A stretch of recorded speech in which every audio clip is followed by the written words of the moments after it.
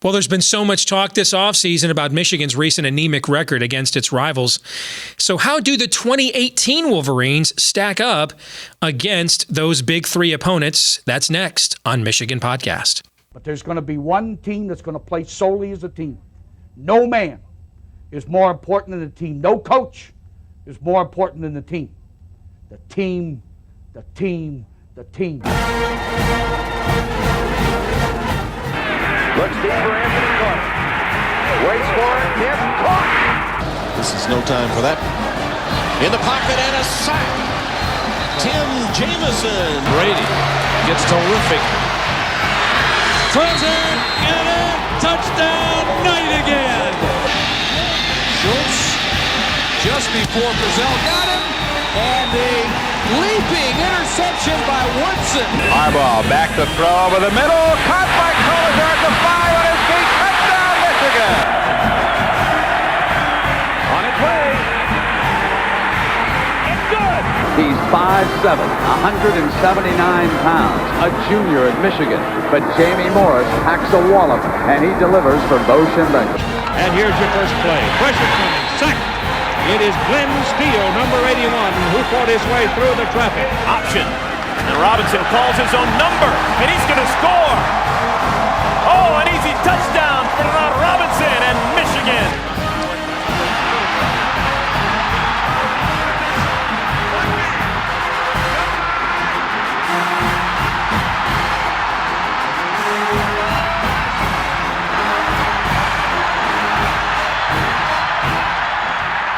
We're going to win it. We're going to win the championship again because we're going to play as a team. And when we play as a team and the old season is over, you and I know it's going to be Michigan again. Michigan.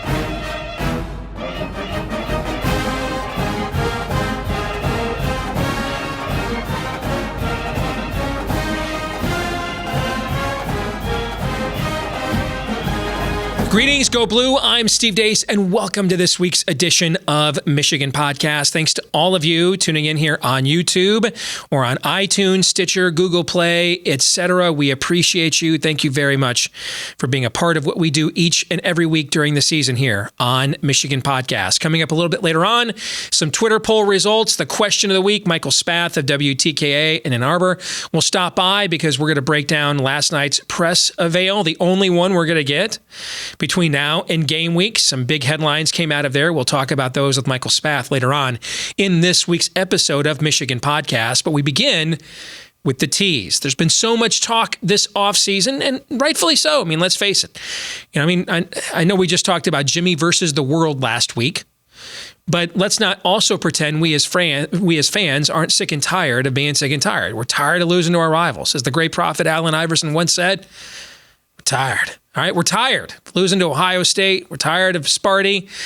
Notre Dame's coming back on the schedule this year as well. So with so much focus this offseason on Michigan's recent anemic performances against its rivals, how do the 2018 Wolverines stack up? What are their chances of breaking the chain, ending this trend? Let's take this one by one. If we took the best players from both teams and forged a starting lineup, what would we come up with? Now, here's Michigan versus Notre Dame on offense. And one of the trends you're going to see is because of so much uncertainty in Michigan's offensive line, although the Big TN crew had rave reviews for Michigan's improvement up front. We're going to talk about that with Mr. Spath later on. You're going to see consistently that, the rivals that we're going to face just are more settled up there. So you look at Michigan and Notre Dame on the skill positions. I think Michigan has a concerted advantage at the skill positions with the losses Notre Dame has had beginning at quarterback with Shea Patterson. And people forget, Brandon Winbush got benched in the bowl game, and Ian Book actually came off the bench to win that game for Notre Dame. Now, there is some injury news here on the Notre Dame offensive line. Robert Haney, who's expected to be one of their starting tackles, has been banged up in camp. The plan was to move Tommy Kramer from tackle inside to guard next to a newcomer there, Liam Eichenberg, to kind of, settle down both sides of that offense because they got to replace 2 top 10 draft picks at tackle. But Haney's injury has sort of, put the kibosh on that. And Kramer has had to play tackle. And, Sam Mustafar is a good player. I think Cesar Ruiz is a high ceiling player for Michigan. But still, you look at Alex Bars, there was a kid Michigan recruited prevalently a few years ago. This will not be nearly as good of an offensive line as what Notre Dame had last year because the offensive line they had last year was filthy. But this is still going to be a pretty good unit overall. Now you look at the defense, and here's the other trend you're going to see a lot with our rivalry opponents. On the defensive side of the ball, last night Dave Revson of the Big Ten Network said Michigan's talent and depth on defense, and this was a quote, awe-inspiring. Well, even though Notre Dame's got a pretty good defense, they were top 25 in the country last year, 9 starters coming back. If we were putting together a starting lineup of the best players on this side of the ball on both teams, it's really not even a contest. In fact, Gilman, the safety I have starting there for Notre Dame, is actually a transfer from Navy that is going to start right away for them. Now, I actually think Notre Dame's got a good linebacker crew. I just don't think, they have guys better than Devin Bush and Khaleke Hudson, but this will be one of the better linebacker cores Michigan's going to face this year. But there you can see, that gives you an idea of really the top line talent Michigan is bringing to bear on the defensive side of the football, that they dominate a starting lineup with an opponent who was a top 25 defense last year and returns 9 starters. Now let's switch up to our next rivalry game here as we look at Michigan, how they stack up the Wolverines do against their rival. Let's go with Michigan and Michigan State. I think Shea Patterson has a higher ceiling than Brian Lewerke, but I think Brian Lewerke is a more established college player right now, so I'd give Michigan State the edge there at quarterback, which will upset some Michigan fans. Some Sparty fans are probably like Karan Higdon over L.J. Scott. Listen, L.J. Scott's career is really one great goal line run in a Big Ten championship game as a freshman, and then benchings, fumbles. I think he's one of the most overrated players heading into the Big Ten. There's no doubt, or heading into this in the Big Ten heading into the season. There's no doubt this guy has all-world ability, and maybe he'll put it together his final year, maybe. But so far we haven't seen it. And Karan Higdon, for the same reasons I have Brian Lewerke over Shea Patterson, is L.J. Scott a higher ceiling player than Karan Higdon? Yeah, but in terms of who I'm going to trust, toting the rock 20 times a game, am I going to trust L.J. Scott or Karan Higdon? Right now, I'm going to trust Karan Higdon.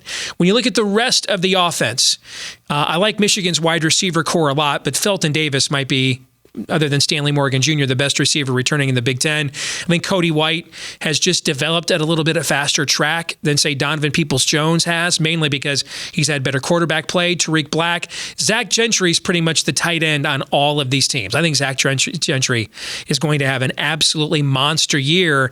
And then Michigan State is doing some shuffling in the offensive line as well. I still think, like a reserve like a Luke Campbell. There you see I have him starting at tackle over, say, a guy like John Runyon Jr. They're kind of the same player in that they've both been kind of groomed to take over a starting tackle spot this year. But I just think with the body of work at what Michigan State's had on the offensive line the last few years compared to Michigan, I would give the edge there at a spot like that to the odds being higher that a Luke Campbell would be a higher quality starter than a John Runyon Jr. But you know what? If the hype we're hearing about Ed Warner and what is happened in Michigan's camp is anything close to real, and as Michigan fans, let's face it, we have certainly heard hype before.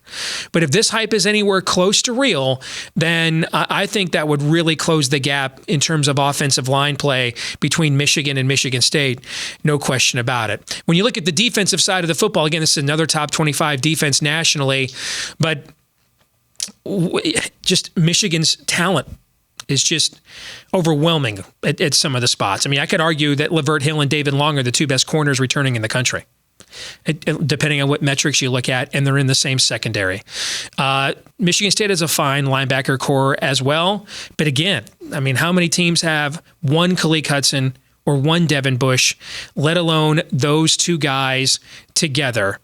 And, I know, Weeks, there's a lot of hype about him for Michigan State. And, last year he was really good against the run. They didn't really have much of a pass rush, but there's no way you would put him on this team at defensive end over Chase Winovich, who led the Big Ten in tackles for loss last year, and Rashawn Gary. So again, another very solid defensive team for Michigan State, but the frontline talent at Michigan is by Michigan standards, really, it's historically good. Now, what about a team like Ohio State, which year in and year out has that kind of historically good talent in the Urban Meyer era? If we took the best players from the Buckeyes and the Wolverines, what would we get? Well, I'd take Shea Patterson at quarterback over Dwayne Haskins because, we saw one nice half in Ann Arbor, but that's the full body of work. We've had a season and a half of college football games from Shea Patterson. I think J.K. Dobbins and Mike Weber, the backup, are both better than any tailbacks Michigan has. Both of these teams have very talented, deep receiver cores, just guys that don't put up a lot of huge numbers. So I'll give a slight edge to Ohio State with Paris Campbell and Johnny Dixon having more experience than, your Nico Collinses and Donovan Peoples-Jones. Zach Gentry was the tight end on all of these teams. And then, both of these teams' offensive lines are pretty similar, where they have a couple of spots where they feel really strong. I mean, when you have Michael Jordan and Isaiah Prince, Ohio State feels very strong there. Michigan feels very strong about Cesar Ruiz and Ben Bredesen. And then, like Michigan, where you're breaking in some new tackles, you're hoping a Juwan Bushell-Beatty steps up. That's what Ohio State is hoping for there with Thayer Munford as one of the starting tackles for them. Now you look at the defensive side of the ball, and here's where this was the biggest surprise to me. The defensive front for Ohio State going to be every bit as good as it was last year, but the linebackers, the defensive backs, a lot of youth there. This is going to be a very young back seven on defense. So, I think there's some guys that were big-time recruits for them that I think you will see step up and have huge years, but those guys just aren't as established. Like a Browning, for example, one of the star recruits from a couple of years ago, I think could be a very impact linebacker for Ohio State this year, but he just doesn't have the resume of a Devin Bush or a Khalil Hudson. So what does all of this mean? When you take a look at this, talent, if Michigan doesn't deliver against its rivals again this year, maybe this wasn't the case in the past, but this year, it's definitely the case. It's not going to be because there's a talent gap.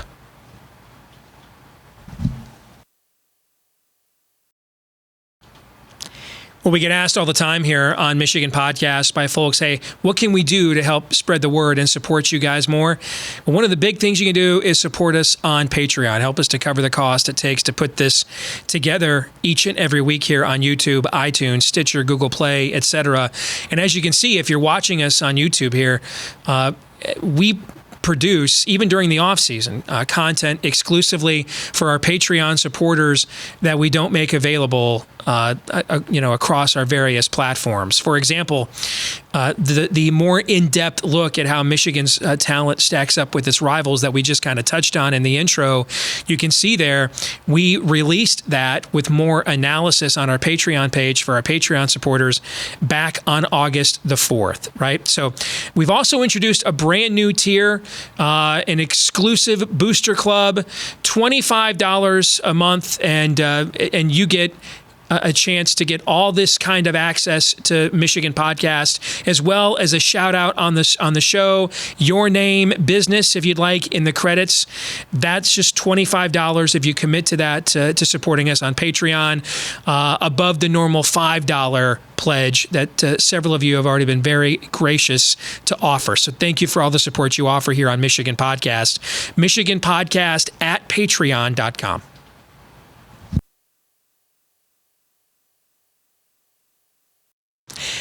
Back here on Michigan Podcast and joined by our weekly guest, Michael Spath from WTKA in Ann Arbor. Good to see you, Michael. Congratulations on that third hour. Thanks for joining us again this week here on Michigan Podcast. Thank you, guys. I really appreciate it. It's certainly been a lot of fun this week to be able to talk for an extra hour each day, and appreciate the great audience out there that helped make this possible. And certainly, friends like you, Steve, that have been contributing to the show and helping making it a little bit better every single time we go on. Well, I'm a big fan of the show. Listen every day. And what I love about it is, like me, you don't like BS. You don't like being lied to. And you don't think the price of being a loyal fan is self-delusion. So I certainly appreciate that. That's why I would recommend it as a listen as well. Well, last night, Big Ten Network crew was in town making the tour of training camps, and they arrived in Ann Arbor. And so Michigan decided, let's kill every bird with one stone here and do really our only press avail the entire preseason camp until we get to game week. So we did get a few interesting nuggets that I have quelled from last night's gathering. We're going to look at a few of these and have you and I comment on them. This is from Nick Baumgartner of the Detroit Free Press, who was talking about, whether or not Michigan's going to get implicated in the shoe scandal at North Carolina. And Harbaugh says he doesn't anticipate anyone missing any time for selling shoes. Harbaugh mentioned all current players had to go through a shoe inventory. All shoes were present, he says, except for one number 52. And two guys wore that last year. Both of them are gone from the program. One, because he's going to probably start in the NFL. The other, because he was kicked off the team. So this was something that I know has been a worry of Michigan fans. Oh, no, we're going to get some guys suspended, this and that. What's your read on this news from Coach Harbaugh last night? It's great news if it's 100% accurate, and there's no reason to believe it's not. We have been talking about this on our show on Monday, as if players were found to have sold their shoes for profit, regardless of whether or not you think the rule is stupid. The fact of the matter is it is an NCAA rule, and the players are aware of it. And as Harbaugh told the media yesterday, every time that these guys are given a new pair of shoes, they have to sign a waiver that essentially says, hey, we're not going to sell these things. We're not going to give them to family members to sell these things. If we do, our eligibility is in question. So it's certainly something where this was a black and white rule. And it's good to hear that at least from Harbaugh's perspective and from what Michigan's perspective they're telling us is that none of these players did it. Because I would hate to see that first game of the year, Michigan plays Notre Dame, and you've got 3 or 4 players suspended because of this shoe incident. I'm not even going to speculate because it doesn't sound like there was anybody that did it. But you'd hate to see that happen and impact the game over something like this, when down the street in Columbus they're dealing with domestic abuse, and in Maryland you've got a player that passed away from pretty much just disregard from the strength and conditioning staff when he was facing some difficulty. Those are the real issues that are facing college football right now. This isn't one of them. And I'm glad that we can put this behind us. One of your co-hosts there on WTKA, Zach Smith, who does a great job reporting on the team for 24/7 Sports, I heard him say this morning that the rumor mill is that this may, though, involve men's basketball players. What are you hearing on that front? Just what Zach said this morning. I haven't heard anything definitive. Honestly, he brought that up. We were on the radio. I haven't had a chance to check in with any of my sources yet. If it is, it would be unfortunate. I will only say this. If it's true, if the allegation is true, and there is a basketball player that has sold some of his Jordan-issued gear, the one thing that for basketball versus football is if you miss one football game, and that game's against Notre Dame in the opener, right, that is a huge detriment to your team. If you miss one basketball game or even 2 basketball games for Michigan basketball this year as some type of suspension, especially early in the season, that's not as significant of a miss as it would be for football. I don't want to diminish that because certainly, again, I said it is a black and white rule, and if he did it, he needs to be suspended. But it's not quite the impact that it would have had on the football team. Let's move on and talk about one of the other bullet points that came out of last night. This is from Angelique Shengelis at the Detroit News. Quoting Harbaugh, quote, sooner rather than later, unquote, on when he will pick a starting quarterback. Sooner rather than later could mean a lot of things. The season's only 2.5 weeks away, right? So what's your read on this?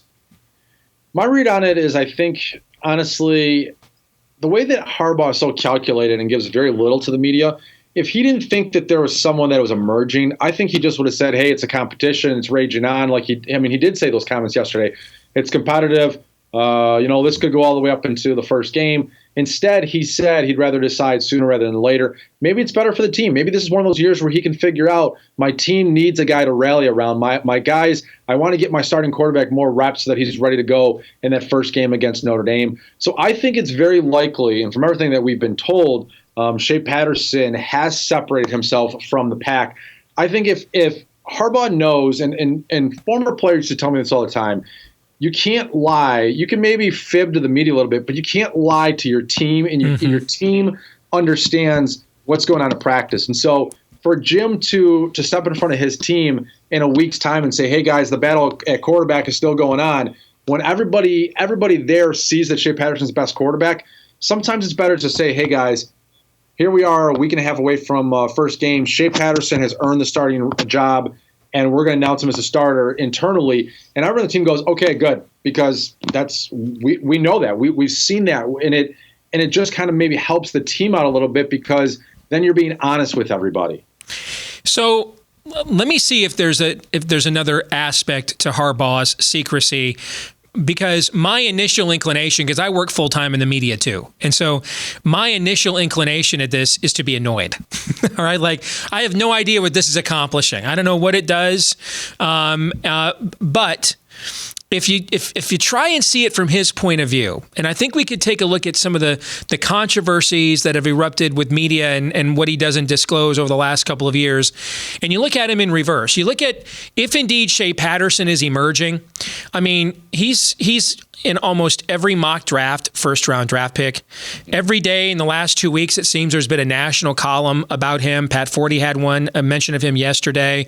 I've listened to national shows say he could very well be the most important player in college football this season, because if he is, he could transform Michigan the way Jarrett Stidham transformed Auburn a year ago, where they went from a 5-loss team to on the doorstep of the playoff going into the final week.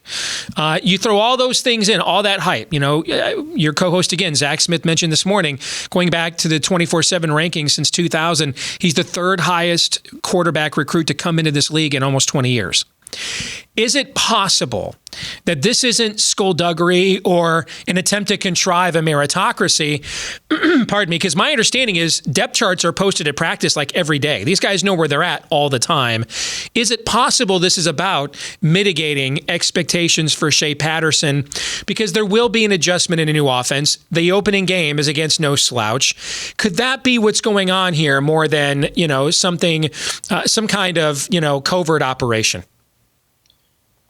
Gosh, Steve, it's an interesting theory. I'm going to have to disagree with it entirely. I just think that when it comes to Jim Harbaugh, his mentality when it comes to any of these position battles is, why would I give you anything that I don't have to give you? Mm-hmm. That's his approach to the media all the time, is I am not going to share any bit of information with you that I don't feel I need to. And he doesn't feel like he needs to share who is starting quarterback. No, I didn't say I agreed with my theory. I just said I was going to posit one. Well, it's possible. But I tell you what, Steve, I mean, you've listened to my show. We've had your Michigan podcast here and there, and now we're back to a regular full-time schedule. Have the expectations, have the talk about Shea Patterson not already been there? Right. I mean, we talked about it today. What is a reasonable expectation for Shea Patterson? I don't think if you're a head coach at the University of Michigan and you've got a 5-star quarterback that transferred into your program a year after your quarterback situation absolutely sucked, that you can mitigate expectations for that young man. The fact of the matter is that everybody's pinning their hopes on Shea Patterson being not the savior, not the second coming, but being one of the better quarterbacks in the Big Ten and one of the better quarterbacks in the country. And so does he gain anything by slowing the fans down from saying, well, we're not ready to name that quarterback? No, because all of us are hearing the same thing from all of our insiders, that he is a starting quarterback, so we're all dialing up the expectations anyway. So, no, I really think it comes down to this. Jim Harbaugh doesn't need to share. He's not going to share. He is never, in my career the last 3 years, I have never seen Jim Harbaugh volunteer information that he wasn't required or didn't need to give to the media. Mm-hmm. The one thing I think he's doing better than last year, in his previous years really, is, if you didn't start an interview off with him on the right note, the whole thing could just go off the rails, right? What I've seen this offseason, he just did to the Big Ten Network crew. If you ask him that warm-up question where he previously might have given you an awkward stare or a weird answer, he's now using it as an opportunity to, in a very likable way, just stand there and filibuster. You know, I mean, he did this to the Big Ten Network crew in Chicago when they asked him about France. And these things are tightly scripted in terms of the timetable. And I think he spent 7.5 of the 12 minutes talking on that opening answer. And then last night, when they made the mistake, you know, of just asking him generically, hey, what do you think about the new NCAA rules format? As soon as they asked that question, Michael, I knew he's not giving us anything in this interview, because he is going to use that question as an opportunity to sit there and filibuster throughout the course of this interview, and that's exactly what he did. I mean, Steve, for 3.5 years now, we've kind of learned that it's Jim Harbaugh's party, it's Jim Harbaugh's house, and we're just all here by invitation. And so if it's kind of like going to a little bit of a rock concert, and you have a certain like hope for what you're going to hear. But honestly, like, they could play all their brand new music and you never get any of the favorites. And you're just kind of like, oh, good analogy. Great. I'm so glad I came to this. Yeah. I mean, he's in complete control. He's in complete control. The media is at his disposal. I mean, we have a job to do, but our job is predicated on what he says. And as I mentioned, I mean, it is bare bones. It is if I have to. If I have to speak up here for 5 minutes, I'm going to speak up here for 5 minutes. I'm not speaking up here for 5 minutes and 1 second. It's get in and get out and get back to coaching football, because that's what he loves to do. Two more things I want to ask you about from last night's practice. We mentioned the Big Ten Network. Dave Revson was pretty effusive in his praise last night, talking about a, quote, significantly better offensive line. Jerry DiNardo, a former All-American offensive lineman at Notre Dame back in the day, also said he thought it was a significantly improved offensive line. He thought their pad level was much improved. That's been a talking point amongst Michigan media with this offensive line for years. I think Doug Skeen is just going to start a website called padlevel.com, because that's every podcast. He brings that up at the Wolverine, how bad their pad level is, and he's done that same show for years. I'm sure he's sick of it. We all are. So I thought it was good that DiNardo mentioned that. DiNardo even also said when he watched some of the one-on-one drills, as good as the Michigan defensive line was, he actually thought the Michigan offensive line more than held its own in those drills. So that talk from the BTN crew, and then Revson also said he thought Michigan's talent and depth on defense was, quote, awe-inspiring, unquote. Yeah, I'll tell you on the offensive line, I'll say this. I remember BTN being at Michigan last year and the year before that and saying similar things. I don't put much stock in what Dave Revson and Jerry DiNardo are saying. I like Dave Revson a lot. I'm putting stock in what I'm hearing from my insiders, from Sam Webb's insiders, from Zach Shaw's insiders, from Chris Ballas's insiders.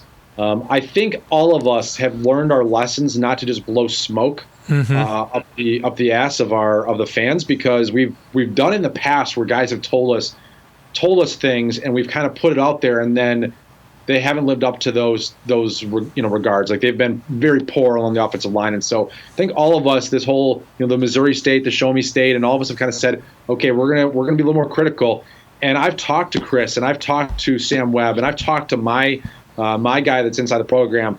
And every single time I hear something positive, say, okay, I want you to tell me like the realistic. I want you to to break this down and not just give me the hopeful fluff. And what I'm hearing over and over again, though, is there's actual reason for optimism. Ed Warner's come in and simplified things. Ed Warner's focused less on the individuals being 5 great individuals and instead on being one great unit. The young guys, James Hudson and Jalen Mayfield, are actually pushing Juwan Bushell-Beatty at that left tackle spot. John Runyon is kind of coming into his own a little bit. The interior of the offensive line. None of us are really worried about. But there's a great competition going on at that right guard spot between Spinellis and Michael Onwenu. And so I'm hearing a lot of positive things from people that I trust that are leading me to believe that while I'm still the Show Me State, I'm closer to, I'm no longer at like 2%, 20%. I'm closer to like, okay, I think there's a 50% chance or better that this offensive line performs at a higher level this year. Well, to me, how do you get worse? How do you get worse from the second worst offensive line in the Big Ten behind only Penn State in tackles for loss? How do you go? I mean, to me, you just improve by virtue of osmosis. Yeah, you can't get much worse than that. I don't know. We've been saying that for 5 or 10 years now, Steve. You're right. You're exactly right. All right, final talking point from last night's practice is going back to Nick Baumgartner from the Detroit Free Press. And this is Chris Evans, one of Michigan's co-starting running backs, talking about base personnel and offense, quote, more spread out a bit now, unquote. And that's been one of the hot debates, right, throughout the offseason. You don't bring Shea Patterson in here, who is more of an NFL prospect at quarterback than people I think understand. But you also didn't bring him in here to do fullback checkdowns. There's a certain style of offense that is more predicated on his success level, more of his wheeling and dealing. And I think you heard Chris Evans kind of let the cat out of the bag last night that you're going to see more of that this season. I'll be very curious to see what they do with the offense this year, because you're right. I mean, with what they have at the slot receiver position and what they have with Chris Evans as a guy that you really need to get into space and give him an opportunity to make some plays with one guy, just a one-on-one tackler. With what they have at the outside skill positions, and then at the tight end spot, where they want to get multiple tight ends out there, but they have some really athletic tight ends in Nick Eubanks and in Zach Gentry and Mustafa Muhammad and even Sean McCune. And then, of course, what they have at the quarterback spot, a guy that's used to taking the ball out of the shotgun, a guy that can move around a little bit, a guy that can run the read option. This might be that nadir moment for Jim Harbaugh where he looks at the offense that he's run his entire career, this heavy pro-style offense, and says, you know what? I'm going to adapt. I'm going to change a little bit because of the way that the game is changing. And when he first came in here, do you remember in 2015 where we all kind of talked about, well, hey, he's going to run this pro-style offense, and the pros NFL teams are going to be all excited about it, and this is going to give Michigan's skill players a chance to gain a leg up. But now when you look at the NFL, so many of them are moving towards the college level, and guys that are, quarterbacks like Baker Mayfield's the number one pick, and he played in a spread offense, and so many quarterbacks are doing it. So many offensive linemen are coming out of spread offenses, and they're going more into spread-type schemes in the NFL. So if Jim Harbaugh was kind of more original in 2015, now the pro style, the heavy 21 set is kind of outdated a little bit.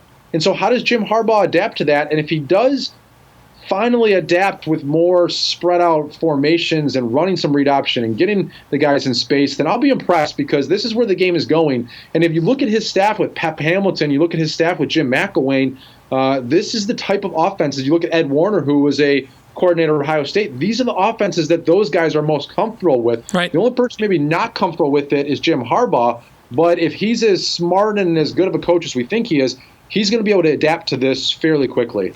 I think you're going to see an offense. I think if you want to know what Michigan's offense is going to look like, go look at the San Francisco 49ers in 2012. I think it's going to look a lot like that. A lot like the Colin Kaepernick offense. That's what I think you're going to see a lot of. Michael, great stuff. Thanks for joining us, folks. You can listen anywhere in the country. He is on from 9 to noon Eastern time every morning there on WTKA in Ann Arbor, and it's available on iHeart, but I think it's also now on TuneIn as well, those apps, both. TuneIn Radio, yep. TuneIn Radio also. And then you can subscribe to the podcast there on iTunes as well if you can't catch it live. Michael, we always appreciate your work. Thanks for joining us this week on Michigan Podcast. Hey, man, every time we talk, we're one day or 1 week closer to football season. I'm excited. We need this. We do need that. We do need that. God bless. See you next week, man. Thank you. Coming soon.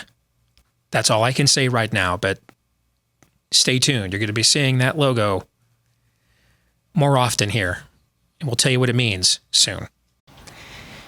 Back to wrap up things on this week's edition of Michigan Podcast. Here is this week's Twitter results. We asked you, true or false, Michigan's 2018 football schedule is too difficult to expect a national title run this season. And opinions on this are pretty much divided. 57% said false, but 43% said true. That's a little tease to next week's episode of Michigan Podcast, by the way. We're going to take a look at where Michigan's 2018 schedule stacks up historically with some of the more recent memorable seasons the Wolverines have had. So that's going to be one of the highlights on next week's episode of Michigan Podcast.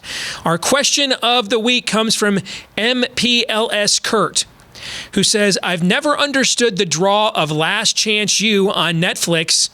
What am I missing? Well, The first couple of seasons with the school in Mississippi, with the coach who at least was self-aware about his personal deficiencies, and the very likable academic advisor who kind of became a viral star, that was some great television. And you've seen several of those players make impact, on various college football teams around the country. This last season was a tough watch. I mean, it's if I have to hear a middle-aged white guy one more time with a cigar in his mouth, sitting alone in a hot tub in rural Kansas, say, "I'm a straight-up hustler," there's a lot of things I would do to myself that would all hurt, so I don't ever have to witness that again. There was a lot of unlikable players. It was a Chinese fire drill on the sidelines every single game. So if you like train wrecks, I would think you'd probably get those enough on Fox, CNN, and MSNBC. But if you really like train wrecks, if you just can't get enough, so cable news doesn't feature enough train wrecks for you, this past season of Last Chance U is an 8-episode absolute train wreck. No doubt about it. Well, let's get to wrap it up for this week's episode of Michigan Podcast. I want to thank our friends over at Detroit Sports Podcast for helping us get the word out about what we do here each and every week. And don't forget, you can follow us on Twitter at Steve Deace Show, where we are constantly updating our opinions and thoughts there. You can subscribe to the podcast version on iTunes, Stitcher, and Google Play as well. Go Blue, and we will see you next week.